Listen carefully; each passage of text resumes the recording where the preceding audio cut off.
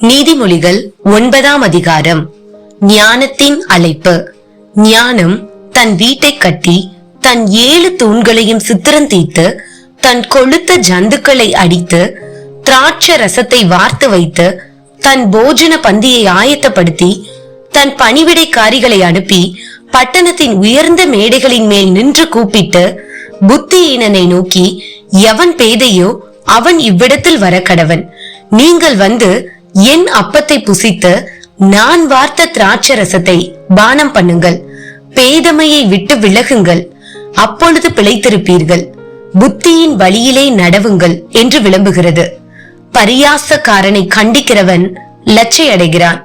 துன்மார்க்கனை கண்டிக்கிறவன் தன்னை கரைப்படுத்திக் கொள்ளுகிறான். பரியாசக்காரனை கடிந்து கொள்ளாதே, அவன் உன்னை பகைப்பான்.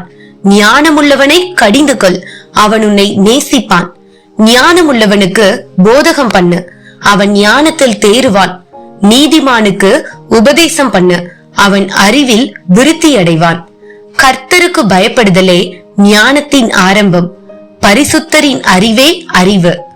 என்னாலே உன் நாட்கள் பெருகும், உன் ஆயுசின் வருஷங்கள் விருத்தியாகும். நீ ஞானியானால் உனக்கென்று ஞானியாவாய், நீ பரியாசக்காரனானால் நீயே அதன் பயனை அனுபவிப்பாய் என்று சொல்லுகிறது. மதியற்ற ஸ்திரீ வாயாடியும் ஒன்றுமறியாத நிர்மூடமுமாயிருக்கிறாள்.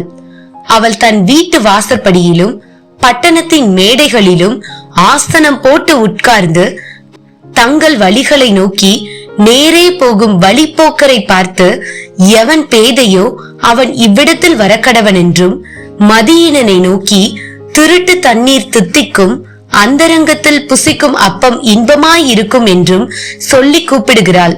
ஆயினும் மரித்தவர்கள் அவ்விடத்தில் உண்டென்றும் அவளுடைய விருந்தாளிகள் நரக பாதாளங்களில் கிடக்கிறார்கள் என்றும் அவன் அறியான். ஆமென்.